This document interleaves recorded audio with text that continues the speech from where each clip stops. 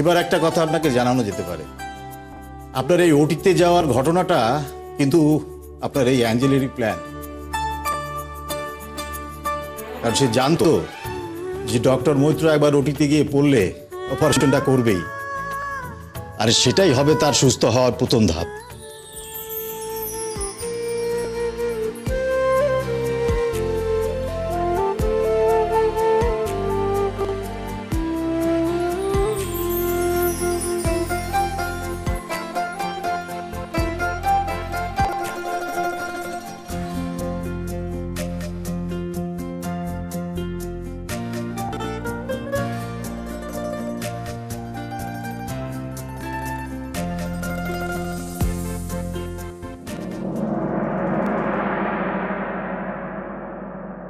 Vikram coffee শপে ওখানে, কিন্তু তোমার বেরো তো এখন। বিক্রম, বেরো। Vikram don't, you don't. Vikram আমার লাগছে, আমার হাত। তোমাকে যে মেরে ফেলিনি এটা তোমার ভাগ্য ভালো। তুমি বেঁচে আছো বিকজ ওটা একটা পাবলিক প্লেস ছিল।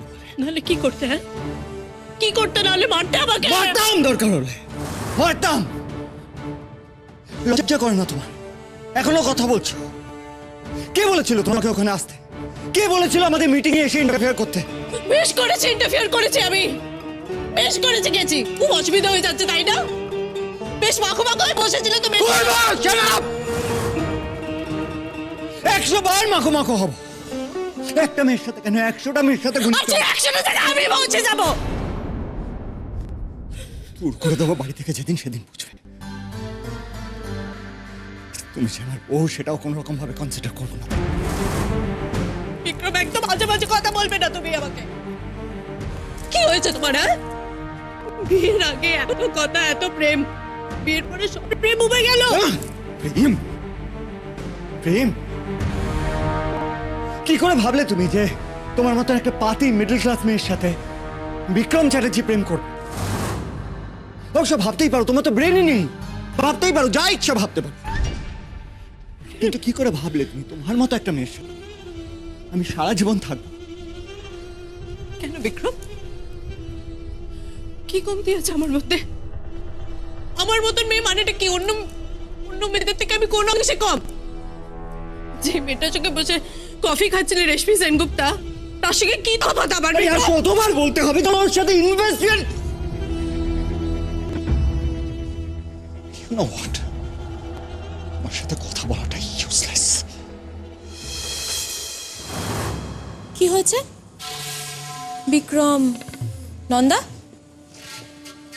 এত চেঁচামেচি করছো কেন তোমরা? আপনার এখানে আসার কি দরকার ছিল?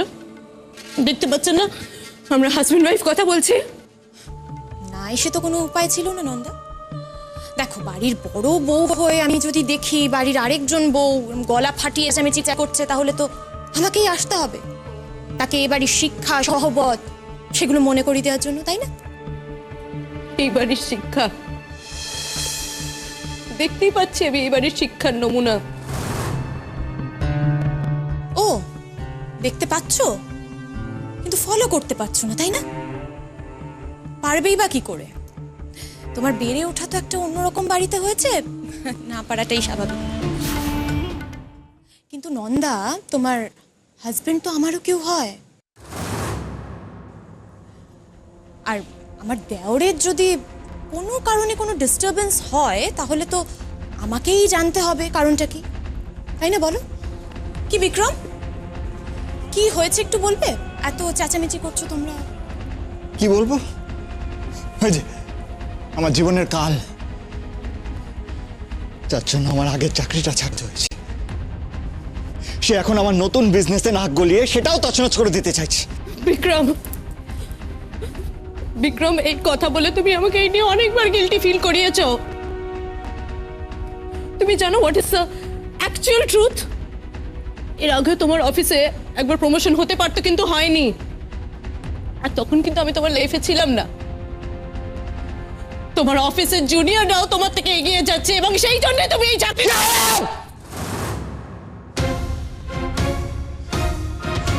আজ কি করলে তুমি? কি করলে আজ তুমি বলো? কি করেছে জানো? চাড্ডা গ্রুপের সিনিয়র ইনভেস্টমেন্ট ম্যানেজার, তার সাথে আমার একটা মিটিং ছিল। সেখানে গিয়ে 4টে অশিক্ষিত অভদ্র কথা বলেছে, এমন কথা বলেছে যে রেশমি আমার এখন মনে হচ্ছে না। ওমা, সে কি নন্দা? ছি ছি ছি ছি ছি ছি। না বিক্রম, তাহলে তো তোমার অন্য মানুষদের কাছে কি অ্যাপ্রোচ করাটাও খুব মুশকিল হয়ে যাবে দেখছি। হবেই তো, আমি আর কি করি, কি করতে পারি বলতে পারো? নন্দা, এর আগে বিক্রমের কেন প্রমোশন হয়নি সে কথাই না হয় নাই গেলাম, তবে এইবার বিক্রমের কেন প্রমোশন হয়নি আর তার কারণ যে তোমার অসাধারণ বোকামি, সেটা নিশ্চয়ই খুব ক্লিয়ার তোমার কাছে। আর সেটা তো অনেকদিন হয়ে গেছে বিক্রম। নন্দার নাকি তোমার বিজনেস পারপাস কিছু টাকা দেওয়ার কথা ছিল, তো সেগুলো এখনো দেওয়া হয়নি কেন?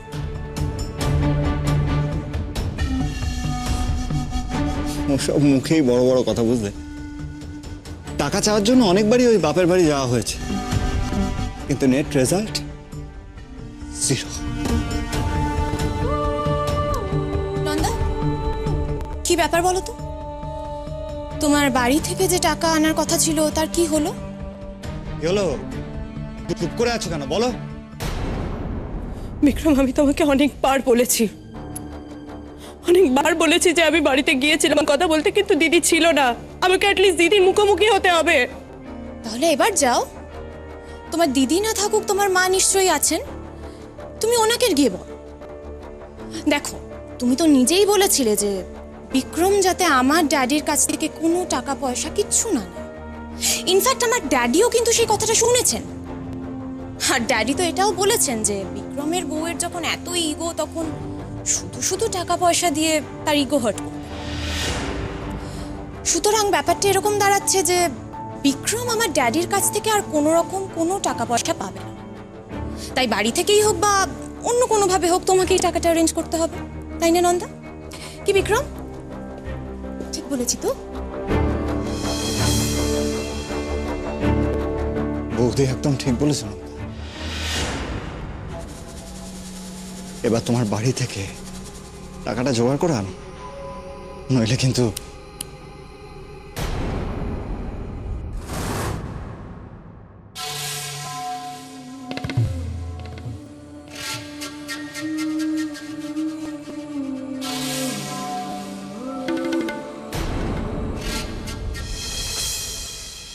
মা, কাকিমণি, পিসিমণি, কোথায় তোমরা? ইন্দু, চন্দ্র, এই তো।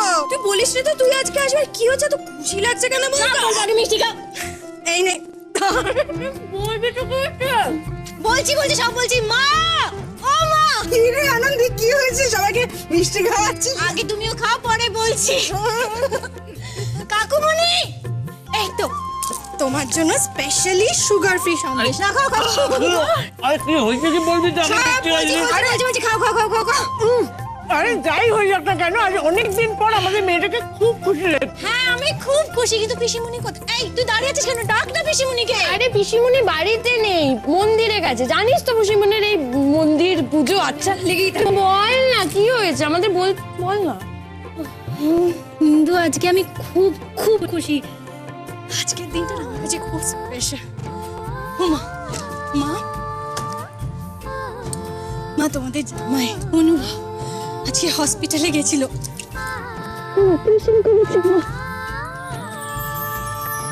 কি বলছিস রে? হ্যাঁ, তুই যে বলছিলি হসপিটালে যেতেই চাইছিল না।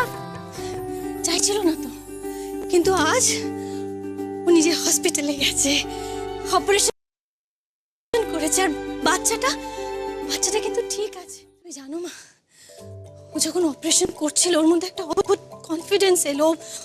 আমি দেখলাম যে হুইল চেয়ার থেকে না ওর পাটা মাটিতে পড়ছে, তারপর উত্তেজনার বসে ও দাঁড়ানোর চেষ্টা করলো। মা ওর কনফিডেন্স, মা এইভাবে ও কনফিডেন্স ফিরে পেয়েছে। ও দেখো, একদিন ঠিক ও হাঁটতে পারবে। ওর পায়ে সার ফিরেছে মা, ও পারবে, হাঁটতে পারবে। কি বলছিস কি? অনুভবটার পা ভালো হয়ে গেছে? হ্যাঁ রে, আমার কথা তো প্রথমে কেউ বিশ্বাস করতে চাইছিল না। অনুভব তো ধরেই নিয়েছিল কোনোদিন হাঁটতে পারবে না, কিন্তু কিন্তু আমার মনে সেই আশাটা ছিল। এখন ডক্টররাও বলেছে ও হাঁটতে পারবে আগের মতন, সব ঠিক হয়ে যাবে। কি বলছিস কি? এ তো খুব আনন্দের কথা রে। হ্যাঁ, সত্যি গো, সত্যি আনন্দের কথা। অনুভব হাঁটতে পারবে। মা, আমার এতদিনের লড়াই সার্থক হয়েছে মা।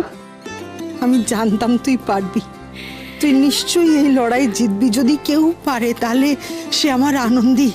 অনুভবকে যদি কেউ সুস্থ করে তুলতে পারে সেটা একমাত্র তুই। তুই যে ঘরের লক্ষ্মী মা, যে ঘরেই যাবি সেই ঘর আলোয় আলো করে থাকবি।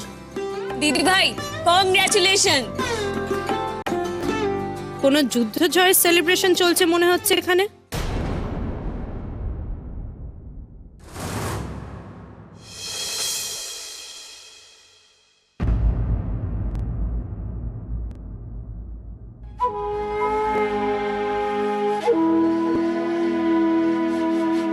আরে মিসেস অনুভব মৈত্র এখানে রয়েছে দেখছি। নন্দা এসে গেছে। বাহ, ফাইনালি তাহলে তোর মুখোমুখি হলাম আমি।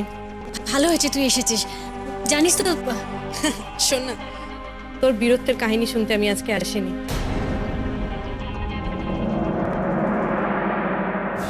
আর এমনি তো সবার মুখ থেকে মনে হচ্ছে তোকে নিয়ে আদিক্ষেতা করার মাঝখানে তারা আমাকে এক্সপেক্ট করেনি।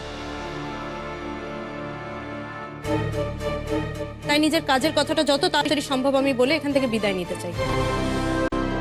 কি কাজ? আমার টাকা।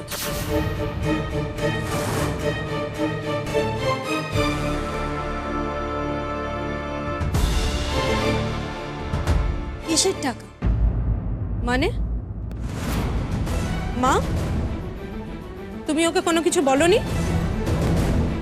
ব্যাপারটা কি? সেদিন এসে যে আমি এত কিছু বলে গেলাম, এত কথা বললাম,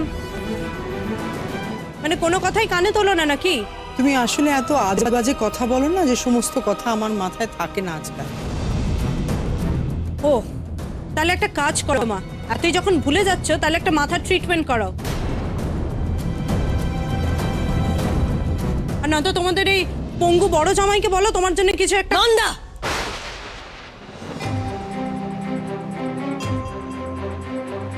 কি হলো? কথার মাঝখানে এইভাবে চেঁচিয়ে উঠলি কেন? অনুভব সম্পর্কে একটা বাজে কথা আমি তোর মুখে শুনতে চাই না। স্ট্রেঞ্জ, বাজে কথাটা কি বললাম আমি? ও মানে তোর হাজবেন্ডকে পঙ্গু বলেছি তাই না? মানে পঙ্গু লোককে পঙ্গু বলবো না তো আর কি বলবো? না মানে আর কি কিছু বলার আছে? কি বলবো? ক্রিপলড না প্রতিবন্ধী? এর মধ্যে একটাও নয়। মানুষের অসহায়তা নিয়ে এইভাবে বিদ্রুপ করতে নেই, সেই শিক্ষাটাও বোধহয় ভুলে গেছিস তুই। তুই বোধহয় জানিস না, কিছুক্ষণ আগে হসপিটালে অনুভব একটা ক্রিটিক্যাল অপারেশন করেছে। ও খুব শিগগিরই। থাক, এসব বলে কোনো লাভ নেই তোর কাছে। তুই বল, তুই কি কারণে এই বাড়িতে এসেছিস? বলে নিজের বাড়ি চলে যা। নিজের বাড়ি?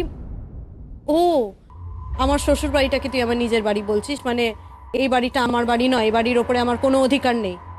এই বাড়ির ওপরে শুধুমাত্র তোর অধিকার আছে, তাই তো? এই বাড়ির ওপরে, বাবার ব্যবসার ওপরে, ব্যবসার টাকার ওপরে, সবকিছুর ওপরে শুধুমাত্র তোর অধিকার আছে। তুই শুধু প্ল্যান করে বসে আছিস যে সবকিছুর ওপরে তুই আধিপত্য ফলাবি, তুই রাজ করবি। সরি দিদি, এসব প্ল্যানিং এবার ছেড়ে দে। এসব প্ল্যান আর কোনো কাজ করবে না, কারণ আমি ভালো মতো জানি বাবার সবকিছুর ওপরে আমার সমান অধিকার আছে, এবং সেটা যে তোর থেকে কোনো অংশে কম নয় সেটাও আমি খুব ভালো করে জানি। না, তোমার সঙ্গে ওর সমান অধিকার নয় নন্দা। কেন মা?